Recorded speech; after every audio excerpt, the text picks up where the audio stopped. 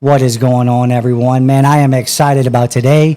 We have a testimony that's going to be rolling out, and we have Seren up in the building, or should I say up in the garage, um, sharing her testimony. And man, I'm just excited. I'm sure y'all are going to really enjoy this testimony. We're very blessed to have Seren be a part of our church family as well as our friend. And go ahead and just introduce yourself, Seren. Okay. I'm Seren Valenti. I'm from Hammond. And Such a cool last name. Sorry. Thank Valenti. you. Thank you. It's Italian. Yeah. Sounds very Italian. Like, It is. let's just make sure I don't say anything that she won't like. Otherwise, she's going to call her Uncle Vinny, Valenti. Oh, Uncle Benny. Sorry. Go Oh my ahead. gosh. So I'm from Hammond. I'm currently a senior at Southeastern. And yeah. That's me. I've been going to the church since February, and I love it. So tell me a fun fact about Seren Valenti, other than you probably like, I don't know if I could say your last name for the rest of my life without doing this now. Like fine. I just Give it Seren the zest it Valenti. needs. Yeah. So tell us a fun fact about you. So currently, I start teaching this fall because I'm a senior doing special education, and I am teaching myself American Sign Language to be able to Wow. teach any students that are nonverbal. Wow, that is really cool. We have close friends of ours that own a sign language business. Really? Yeah, so they're located in Palm Coast, Florida, and they love the Lord. Amazing. I mean, he was actually my mom's youth pastor, and my brother and them back in the day. Like that's when you say day, like that's way before Katrina days. I brought up Katrina this time. I like that. So go ahead and just tell us what it was like to be in the life of, in the shoes of Seren. Well, this is the last time. Valenti. How was it growing up? So I didn't have a terrible childhood at all. I've absolutely loved my growing up life, but definitely had a lot of things, a lot of growing situations, a lot of situations where I had to sit back and think, how am I going to react? Am I going to take this and let it put me down, or am I going to turn this into a positive moment? So to start off, when I was very young, I was born in New Orleans, and then Hurricane Katrina hit when I was like between 2 and 3 years old. So my entire family had to scatter because we were all like on the same street. Nobody's house survived, so we all kind of scattered. Some of us went to Texas, some of us went to Florida. And then after a while, the Valentis were like, hey, our land in Hammond is fine. Come stay on our land, do whatever you need to do to get back on your feet, and come stay here. So most of my family ended up in Hammond, and that's how I grew up there. So whenever that happened, my aunt was like, hey, I have this land, come stay with me. So my grandma used her road home money to buy a trailer, and we put that trailer on the land. And we were there for a long time. And then whenever my parents and my grandma saved up, they bought a bigger, better trailer, bought half of the land, and then we moved, and that's where my grandma lives now. So during that time, whenever we finally got settled in the first trailer, my mom got arrested, and then my dad had to get 3 jobs, and he lawyered up to get her home. And nothing that she's faulted for, and she has her own testimony where she's a completely different person now. So I just want to make that known. But so he did that. So, had a year where mom wasn't around. Dad was in Araby. I don't know if you know where that is. Oh, I know Araby. So he was there. Crawfish I caught in Araby. He was Sorry. working 3 jobs in Araby, so he was staying with my grandparents at the time. So my grandma raised me for the first few years of my life, and she is who introduced me to the Lord. So at a very young age, she was taking me to church every Sunday, every Wednesday, to children's church, And she taught me how to ask God and how to ask Jesus in my heart. And I remember there was a day where I was just really sad, and I was looking in my dresser mirror, and I had a picture of my family, and I just really missed my mom. So How old are you at this point? 4 years old, and I ended up I missed my mom so much that I wanted to be like her. So I cut my hair off to match her bob. And I was like, oh my gosh, I'm going to get in so much trouble. Well, my grandma found out and she was like, oh my gosh, they're going to kill me. And then I went back to my room and I remember I was staring at my desk. I had like a little arts and crafts desk. And I was staring at it and I just imagined like Jesus coming into my heart. And anytime that I think of like needing God to be with me, I still see that same image that I imagined when I was young. So, I genuinely feel like I have had Jesus in my heart for the longest time. Well, because I was going through this period of, I really miss my family and I just feel lonely, I do feel like I went through a season of depression at a very young age. Well, because of this, I prayed with my grandma every single morning on the way to school, on the way to daycare, and before bed, every single night asking for a sibling. Wow. What I didn't know was during this 1.5 year long time of praying for a sibling, my dad had a vasectomy, so it wasn't possible. Well, when my mom came home, right after, I think it was Hurricane Ian, my mom found out she was pregnant with my sister that you met. And that's a part of her testimony. But my sister was an answer to my mom's prayers and my prayers that we Right. prayed for the entire time that she was gone. So at a very young age, I knew that God performed miracles, and I knew how powerful he was. And that's just something that has always stuck with me. Don't pray that my wife gets pregnant. Go ahead. So, yeah, but so during this time, though, simultaneously, I was also being attacked by the enemy. So I had some different issues that I was struggling with.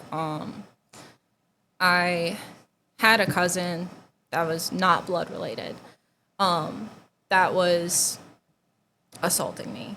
And as soon as my sister was born, I had a family member that was the person that connected our families past. So he moved away to another state. Haven't seen him since. So thank goodness. But during that reason is when I started to seclude from the church. I started to just be really insecure. Because anytime that I would try and talk about it, because I was so young and I didn't know what was happening, I was using the wrong language as something that was normal for kids to be doing. So whenever I would say, hey, so-and-so is doing so-and-so, they're like, well, kids do that all the time, you're just being a tattletale. So then I stopped speaking up. And I didn't know what it actually was until years later when I was a So you teenager. couldn't even effectively express Yes. yourself. Yes. So at a young age, in your mind is, what's the point of talking if nobody will listen? Right. So then I started to eat more because I was depressed. And then the church that I was going to, I loved that church up until the point where some people at the church started making comments about my weight. So then I was like, well, How old are you, time frame wise? like 7, 8 years old. So then I was like, well, why would I come here to hear these comments? I'm just going to stay home. So then I started staying home more. Still going to church every now and then, but just secluding even more. And then my family moved into the bigger, better trailer. And for a while, everything was kind of like at a resting point. And then when I was 12 years old is when I really started getting attacked, that's when stuff really started hitting the fan. So this is where the testimony kind of really takes off. So I was getting ready for church one morning. It was a Sunday morning in January, and I was getting my sister ready for church, and we were eating cereal. So I walked over to the sink, and I started washing our cereal bowls. And of course, it was January, so like the window right in front of the sink was all frosty and covered in condensation. Well, not condensation, but frost. So my grandma comes over and she's like, "Hey, let me help you wash the dishes." I was like, "Okay." And she looks and she's like, "Wait a minute. What is that?" I was like, "I don't know what you're talking about." So then we wipe off the window. And she's like, "What is that?" And I'm looking harder and I'm like, "I don't know." And she's like, "Is that a new punching bag?" Because like my cousins, they lived right by us. You know, they would come over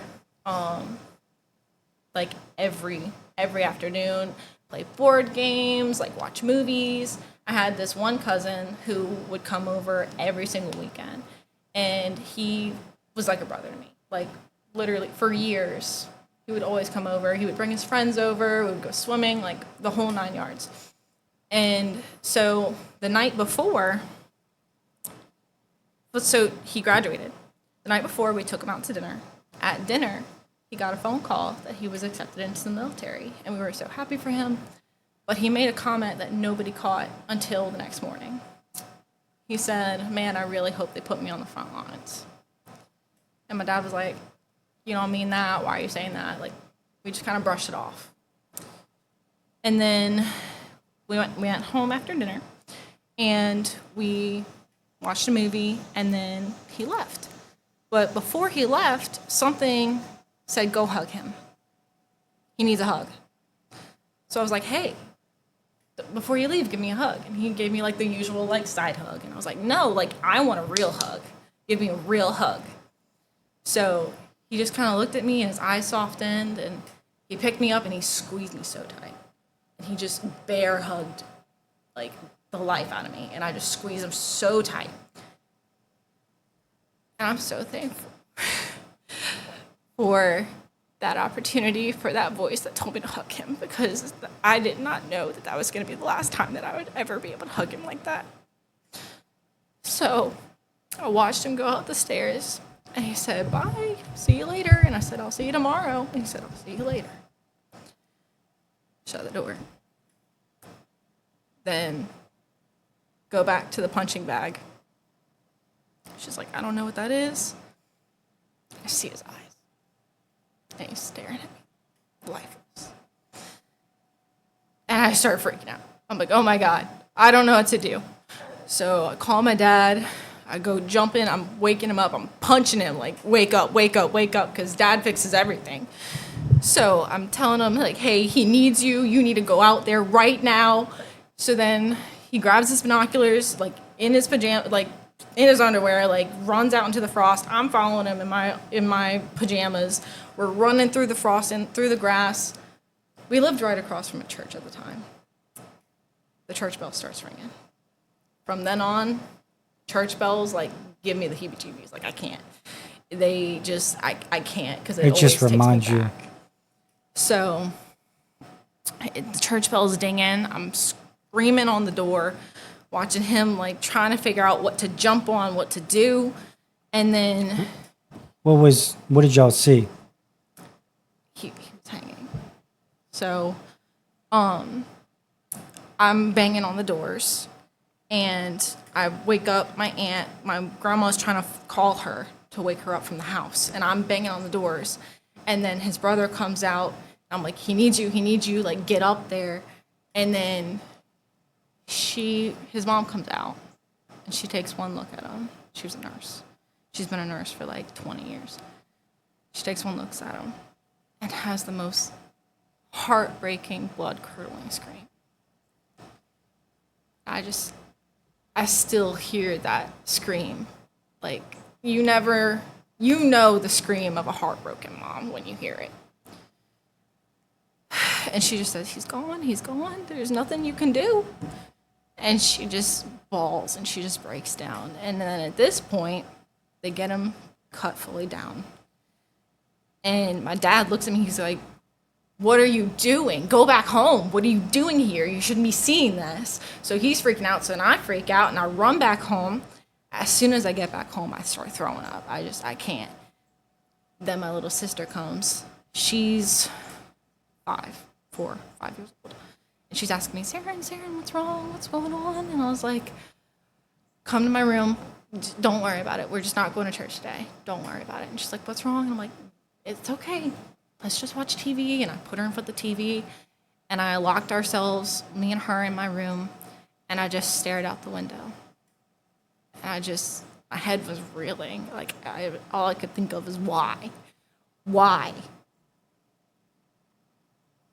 There was no note, no explanation. Still to this day, no explanation. And that is the hardest thing to deal with.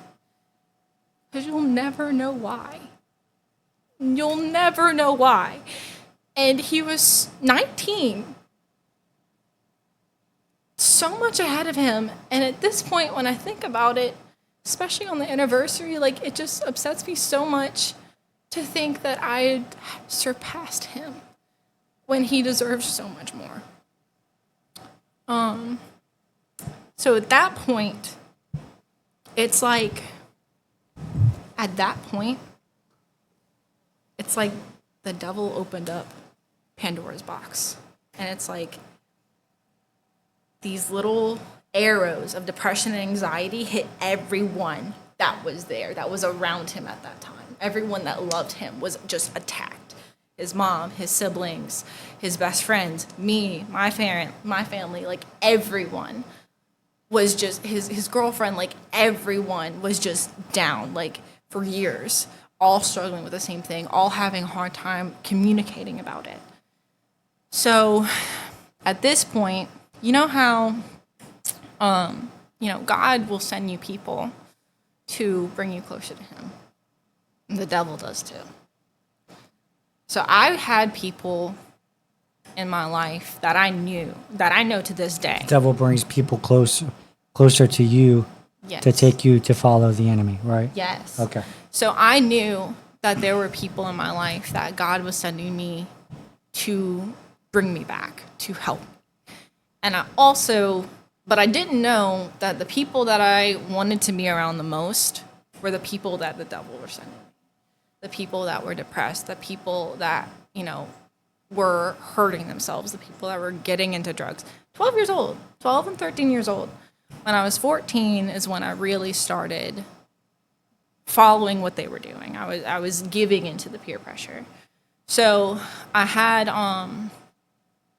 this is when I met Becca. She was one of the people that I know, without a doubt, God put in my life to save me. And I never told her that she did. But she did. Because every time, without fail, I'd be just spiraling, going down the hole. Hey, I'm going to church. Do you want to come over? I'd go over to her house, eat dinner. We'd go to church together, and I would leave feeling so good. And then there was a point where she had started, she went out of school, so she got homeschooled.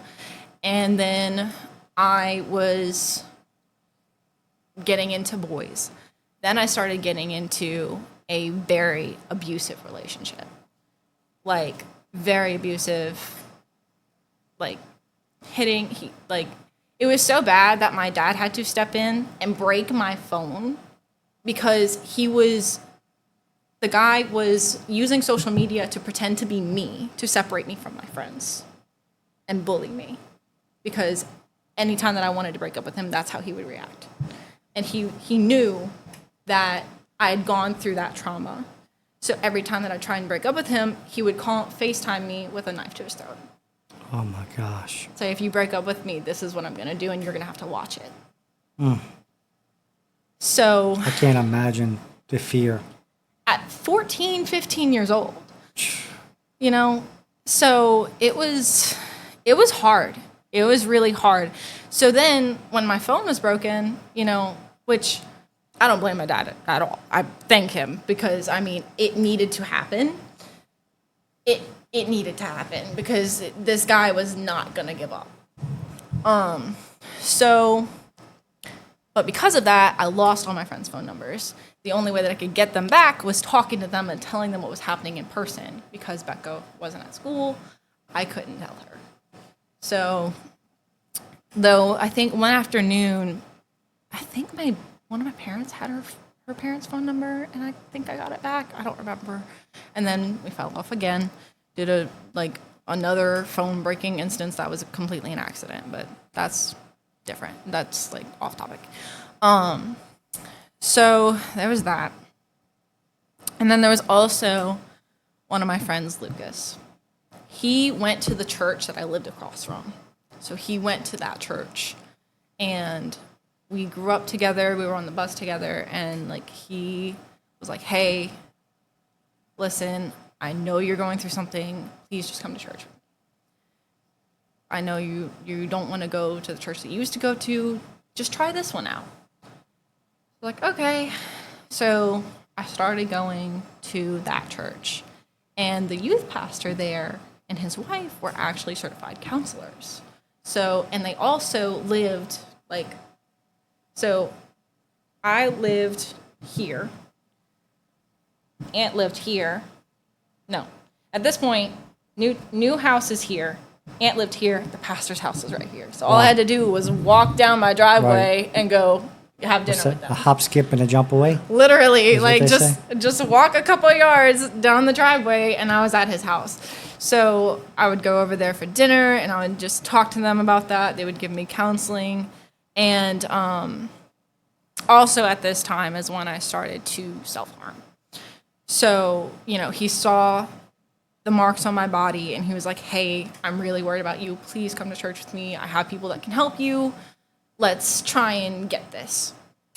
My parents also noticed right away, like within a week. They were like, "Hey, this is going on. We care about you. Like, let's get on it." Seems like you have pretty observant Yes. parents, which is a blessing. Well, yes, very observant, very on top of it. Like, what I didn't know is that my mom knew what to look out for because she had struggled with the same thing in high school. So the minute that she saw me wearing sweatshirts in August in Louisiana, she was like, nope, Right. nope, take it off, we're going to get to the bottom of this. And then as soon as I sat down at the kitchen table and just poured my heart out, they were like, "Okay, we're getting you to the doctor, we're getting you to therapy, we're getting you a psychiatrist, we're getting you like school counseling, like taking you to church, like all the works." Like they were just jumped on it. Best support system ever. So, and then I also had Lucas and Rebecca. So I had a very strong support system, but I also had a lot of people that were just, we were spiraling and snowballing off of each other with the music that we were listening to, the things that we were watching. Like they were into anime, they were into like the emo music, and we were just spiraling off of each other into that. So as much as the support system I had was trying to help me, I also had the same amount, like if not more, pulling me in the opposite direction. So it was just a constant battle of, I want to get better, I'm going home and I'm going to learn how to hide it even better. Because as much help as I had, and how as observant as my parents were over time, this went over about like 2 to 3 years, I just learned how to hide my self-harm better, to the point where I was doing it in places that no one would see. Like, one of my number one places would be my ankles.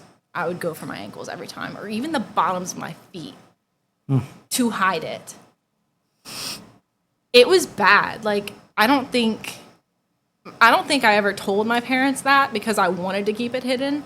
But now that I'm better, and now that I am saved and fully put that behind me, I can say that out loud. Because if you are struggling with that, or if you have a child that's struggling with that, you need to be observant and look at the places that you wouldn't normally think. Because you're normally going to think the wrists, right? Look at the bottoms of their feet. look at the sides of their chest, look at their ankles, because they will get better at hiding it. But if you truly want to help them, they're gonna get better. If there's a will, there's a way, and you need to know those things. This is the inside information that you need to know if you really want to help. So there was that. I didn't think I was going to say that, but No, you good. when the Lord gets you talking. So You sure you're not from where I'm from? You like to talk. So how old are you at this point? So at this point, I'm 14, 15. So you're still around 14, 15? Yeah. Okay. So, going through that, and then the counseling and the pastor was helping a lot, but then they moved away, which is not their fault. He had a better job opportunity. I pray that they are doing amazing. So, yeah. Then now Lucas did not give up. He did not give up. He was like, you know what? We will try every church in the area. I don't care. I'm going to help you. So I tried every single church that was in the area, that was in the two towns that I kind of like, because Hammond and Ponchatoula, they're very like, if you live in one, you live in both. So I went all the churches. What was getting me was that I felt like every time I went to one, something happened that pushed me away, because I couldn't recognize that it was the enemy putting these things as a reason for me to walk away. So at that point, completely stopped trying, stopped going to church. That's when the self-harm spiraled into not just passively suicidal, but actively suicide attempts. So a lot of people don't know the difference between passive and active suicide. There's the passive, where you think about it all the time, you plan it all the time, but when it's finally time to get there, you chicken out. And a lot of people think like, oh, that's just for attention, da da da. It's real. It is 100% like that is suicidal. That is suicidal thoughts, that is struggling, that is everything. They need as much help as an actively suicidal person, because it does get from that point to actively suicidal. So I had, in total, from the age of 14 to 17, had about 7 suicide attempts. Now, only 2 of them were active. So, just want to say that. Right. Now, the last time that I attempted was the most impactful. So, I waited until it was like 2 a.m. All my family was asleep. And I knew that like this was it. I couldn't take the pain anymore. I couldn't take the abusive relationships anymore. I couldn't take the bullying at school anymore. I couldn't take any of it, because of like the issue, what I went through with the trauma. I tried to turn it into a positive by making suicide awareness bracelets, wearing them, selling them at school to give money to the American Suicide Foundation. I would go to the New Orleans suicide awareness walks. Like I would do the whole 9 yards, but because I was doing that, even though I had like permission from the principal and everything, people at school would still bully me for it. So, they would tell me like, oh, just shut up and just go kill yourself. Well then, and I'd be like, you can't say that, like you don't know what somebody's going through. And no matter how hard I would fight, they would keep telling me, and of course I was already struggling, so it just spiraled.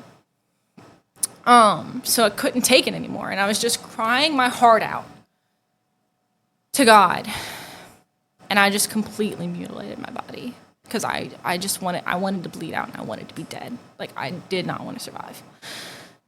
So I was laying on my floor, bleeding out, crying, praying to God to just take me away. Just take me away. I don't want to deal with it anymore.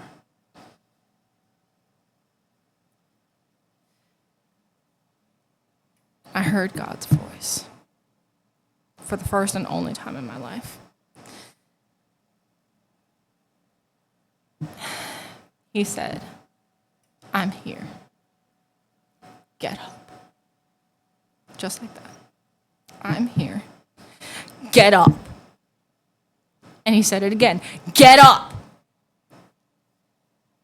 And I just started bawling, just sobbing my eyes out. Like I couldn't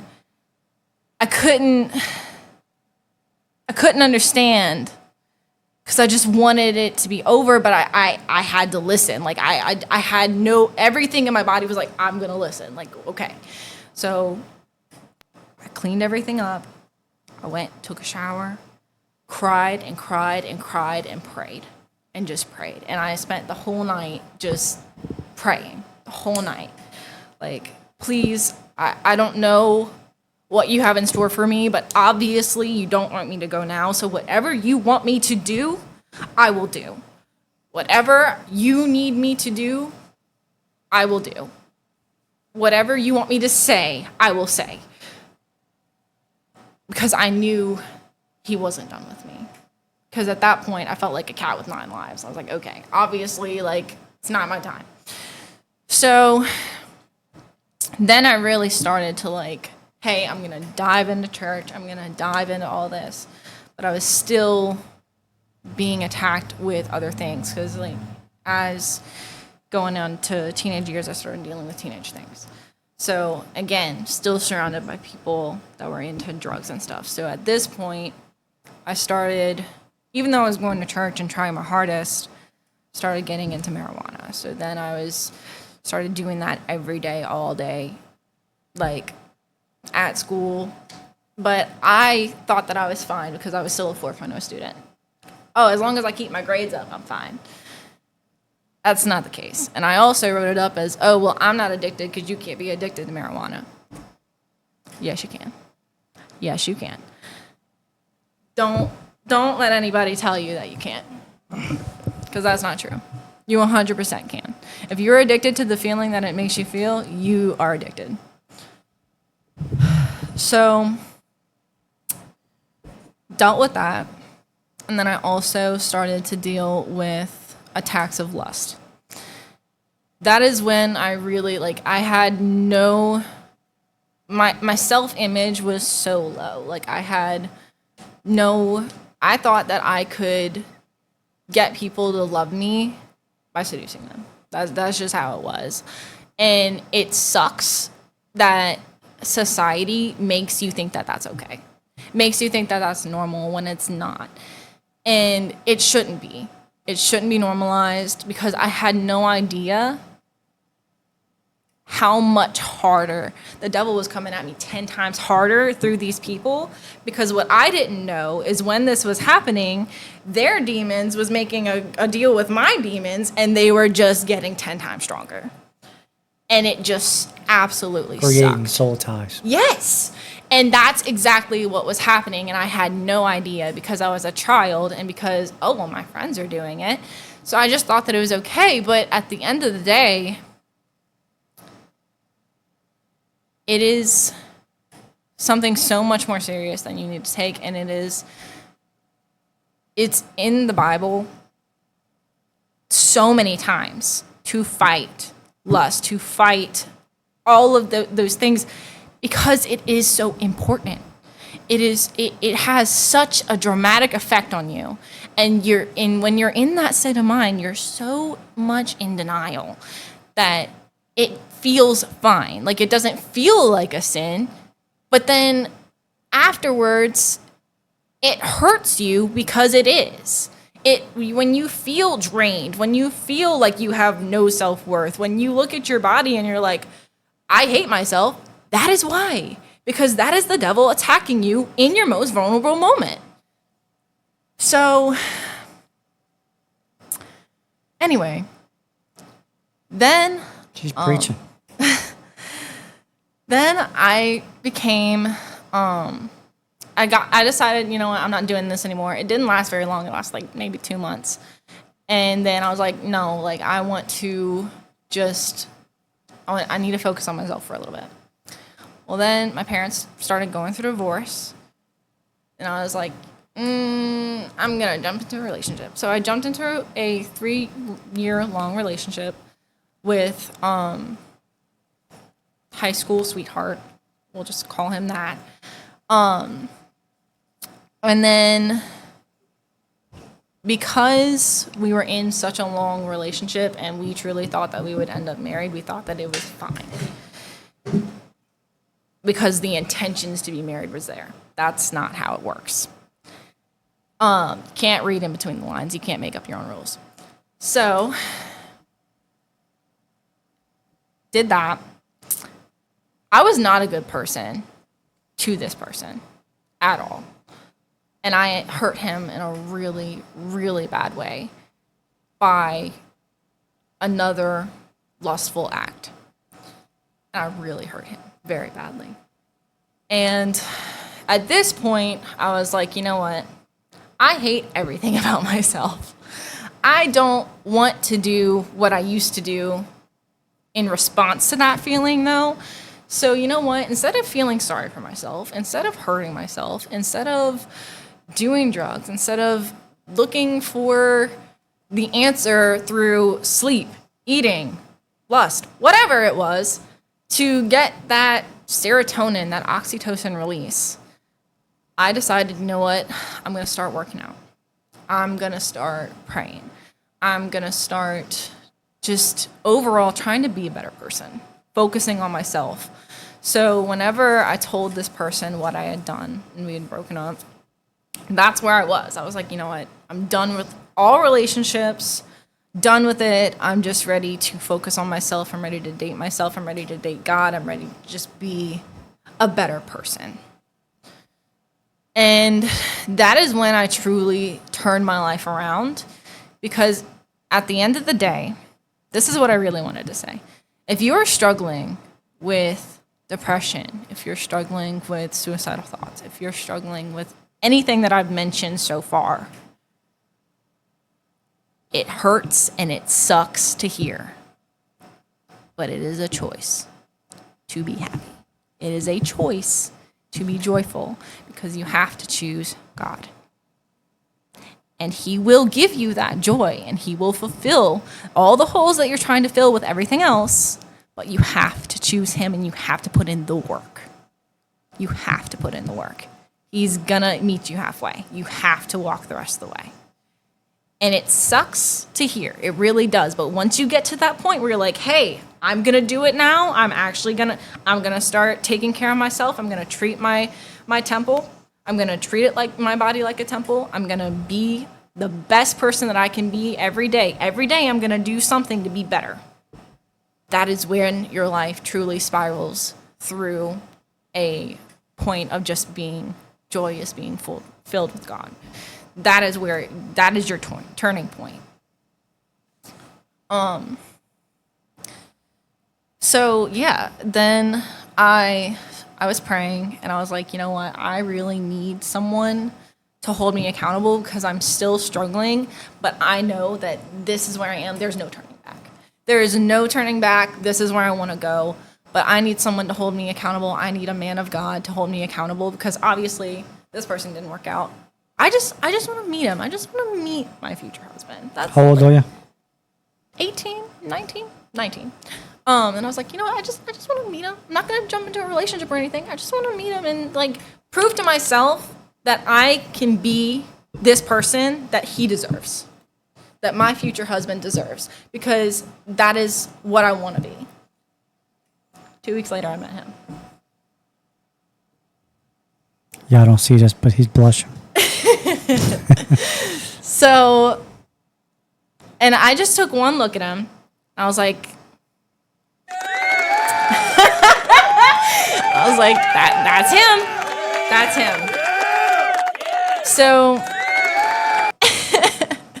So then I started chasing him. Like every day when class would release, I was chasing him down. 10 seconds ago, I remember you saying, I just want to see him. Mm-hmm. I don't need to be with him right I away. don't need to be with him right away. Right? I just need to see him. And then she sees him. And then she starts chasing him. I know. So then I was chasing him. And we instantly hit it off. And I was like, hey, right off the bat. Like, I was like, hey, can't be in a relationship with you. I really like you. Want to be friends.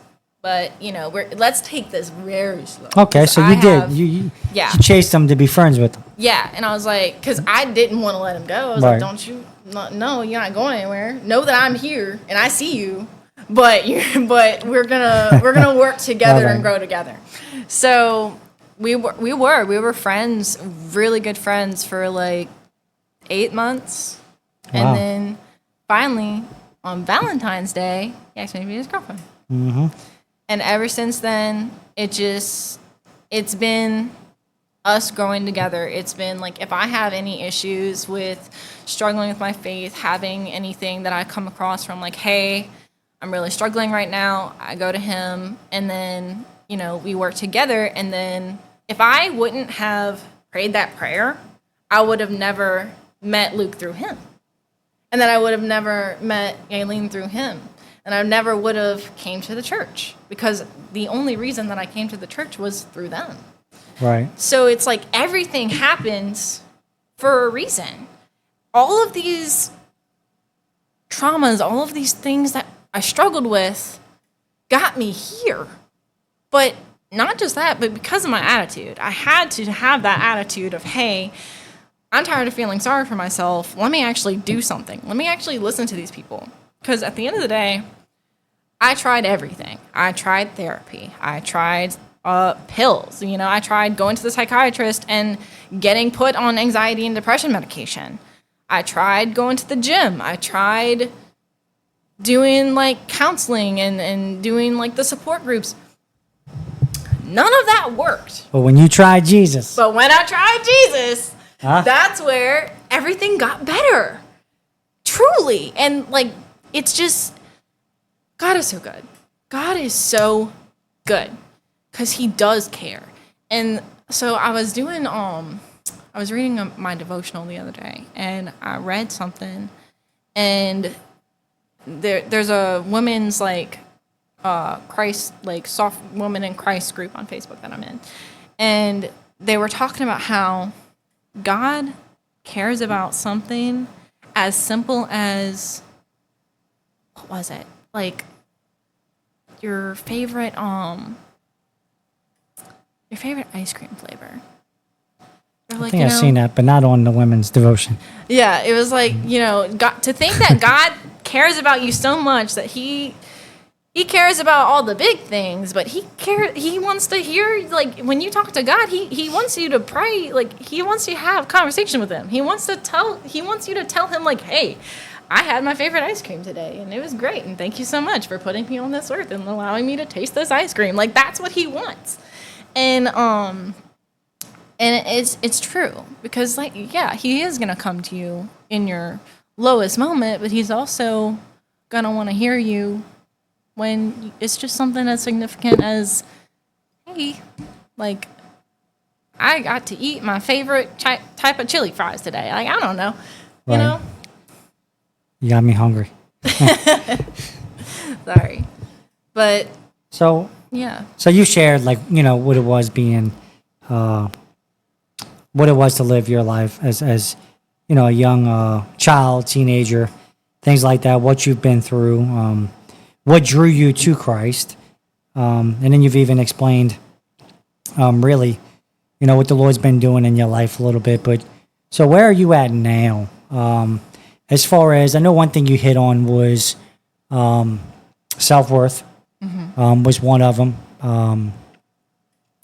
You know, and really, I guess, understand your value and things like that. So, like, who is Seren Valenti?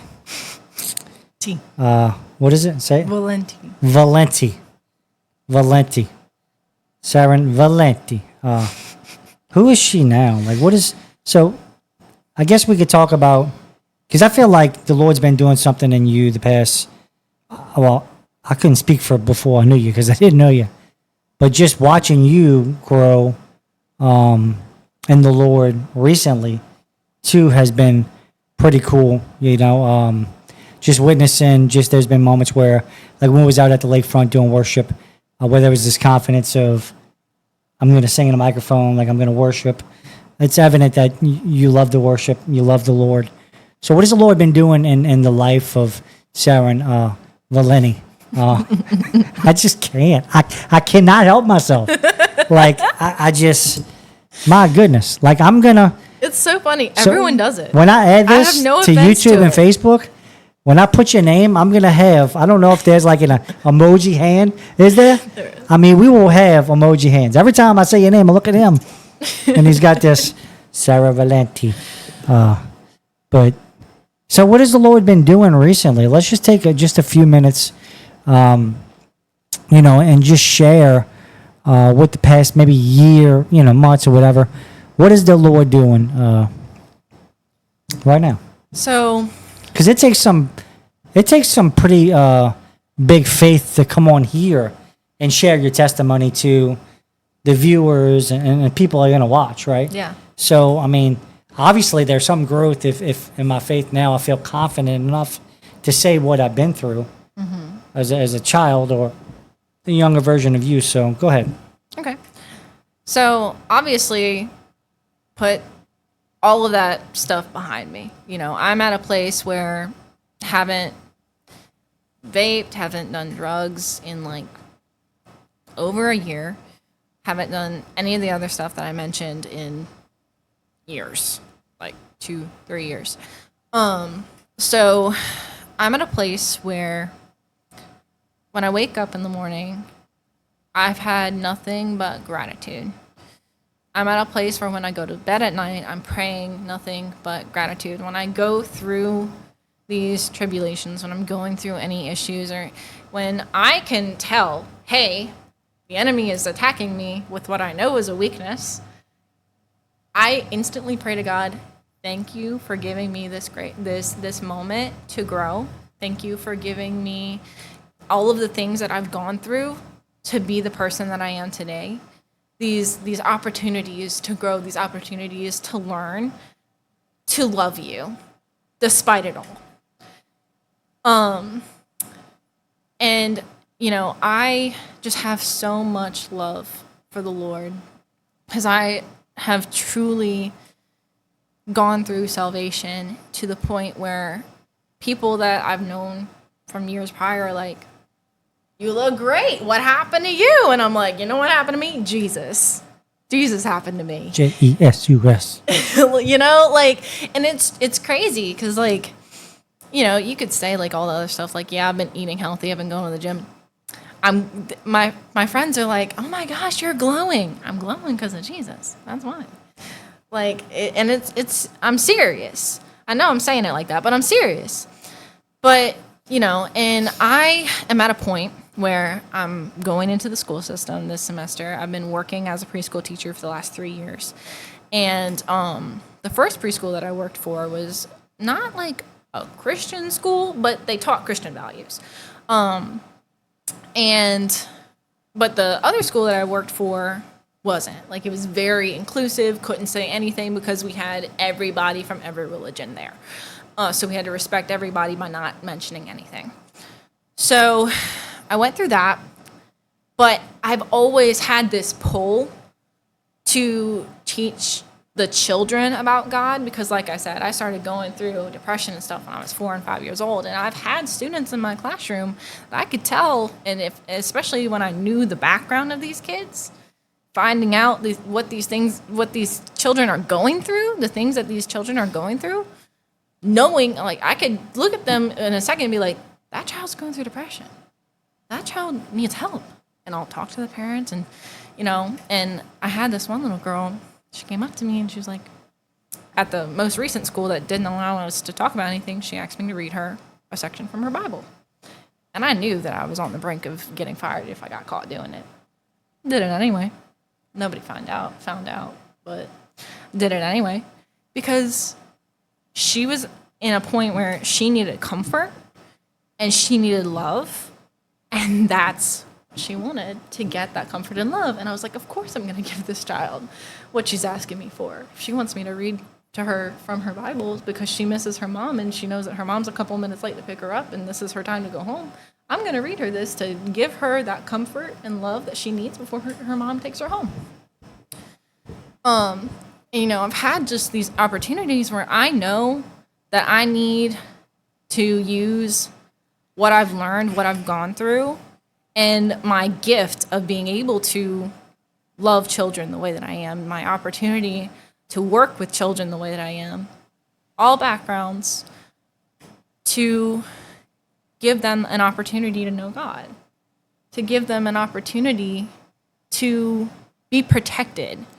Because I want to protect the kids the way that I needed to be protected as a child. And that's nothing against my parents. They did everything that they could.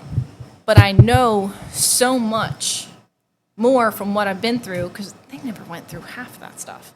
So how are they going to know to protect me from it if they've never been through it? But I want to be able to protect children from everything that I've been through, but even stuff that I haven't been through. You know, I do the research. I look for the signs. I look to know what to look for. I want to know what to say. And that's the thing is, like, most of the time when you find out these things, you don't know what to say. You have no idea what to say when I went to school the next morning, because it happened on a Sunday morning. So when I went to school the next morning after what happened with my cousin, first of all, it was the first day of our LEAP test. It was like 6th grade. Jesus. My first LEAP test ever. Had to go, and my mom was like, "You can stay home." And I was like, "I'm not staying home and thinking about this all day. I'm going to go to school and try and like do something else, you know, to think about something else, because I have a test tomorrow and I want to get this done." Straight A student my whole life. I was like, you know what? I'm going to do it. Cried my whole test. Walked in with my little note that my mom wrote, explaining the whole situation to my teacher. Handed it to my teacher and just started bawling. And my teacher just looked at me like, I mean, she didn't know what to do. She didn't know what to say. She was like, "I'm going to go get the counselor." But she didn't know what else to do other than to give me a hug. Which, you know, as an adult, realizing that a kid is going through something like this, you don't know what to say. But I do. So if you're watching this and you're going through this, or you have a loved one that's going through this, you are loved. You are loved. You are worthy. You are valuable. Anything that has happened to you is not because of you. It's not because of God. It is because, unfortunately, God did give us free will. And other people use their free will. What's the word? Irresponsibly. And sometimes things like that happen. And there's also things that nobody can control, like natural disasters, you know, like things like that. There are things that nobody can control, and then there are things that people can control and use their free will. And unfortunately, it does hurt other people, but it has nothing to do with you. It has nothing to do with your self-worth. It has nothing to do with your value. It has nothing to do with God coming after you. And you are stronger than this. God will make you strong to get through this, I promise. Lean on the people that he's sending to you. Lean on your community. Lean on your support system, because you do need them more than ever. And they'll be there for you. You just have to make those steps. You just have to meet them halfway, because they can't force you to do the work. They can't force you to come to church. They can't force you to talk. You got to do it on your own. But you are loved, you are valued, and you will get through it. I got through it. You can get through it, I promise. Yeah. Awesome. That's very, very encouraging to hear that the Lord has pulled you out of what you was in. And man, if you even watch this video and you you know, you're struggling in those areas, just comment, you know, and we'll have maybe Seren reach out to you and pour into you. We'll have some people, a team, pour into you and just encourage you and pull you aside, no matter where you live. You know, sometimes we get viewers in different places. So this is what we're going to do. I think this is think this is necessary. Let's go ahead and we're going to close out, but why don't you close out in prayer, Seren, Okay. and maybe pray for someone who is going through something similar or something that you've gone through, and let's just go ahead and let's go out. Let's give all glory to God. Let's tell them how grateful we are, and then yeah, why don't you close that prayer and pray for them? Okay. Dear Lord, we come to you today just to thank you for everything that you give us, for giving, Jesus to die for our sins, to just create this beautiful world that we get to live in every day, to give us, lungs to breathe, to give us ears to hear, eyes to see the beautiful creations that you've done, to be able to go outside and listen to the beautiful birds and the crickets and just the wind and the rustle of the leaves and everything that you've created. To give us that ability to listen and be at peace when we're just still with you, Lord. Thank you for everything that you've done, for, giving us these opportunities to live and grow and learn and be strong in you, to learn to go to you and have a relationship with you, to be strong and to get through these troubles. I pray that if anyone is going through anything that I talked about today, or even anything that I haven't touched on that is just, a trauma, a tribulation, anything that anyone needs support in, I just ask that you give them the people, the community, the support system that they need, that you give them this heart, of wanting to the pull towards you, to reach out and the strength and the energy to pull themselves out of this pit that they feel like they're in, to pull them out of the place where they feel like they're drowning, Lord. Pull them to you where they can breathe in you, Lord, and in your support system, in anything that you may send them. I just pray that they get through it with everything that you give them to get through it. I pray that they see the love and the value that you see in them, that they see that this is not the end for them, that they will get through it, and that they have a purpose, that they are put on this earth for a divine purpose, and that they find that love, that obedience to turn away from the things that they are looking towards and turn to you, to find you, Lord, to exalt you. And if they choose to give their testimony, to share your love and mercy, that they do so. Thank you, Lord. I pray. Amen. Amen. Amen. And that was a beautiful prayer. Well, thank you so much for coming and just sharing your testimony. And for y'all that are watching, I just pray that it would bless you. I pray that it would encourage you and even inspire you to pursue the Lord. Her life turned around when she pursued him. And he is a pursuer. He seeks. He's a seeker. He loves you. Just like our shirt says, Jesus love you. Mine says what? Kingdom come. Can I turn around and show the back? Yeah, go ahead. Okay. So the front says, Jesus loves you. And the back says, okay, it says, Jesus wasn't ashamed of his scars, so don't be ashamed of yours. There it is. Jesus wasn't ashamed of his scars, so don't be ashamed of yours. Y'all be blessed and have a great day. Thank you for viewing.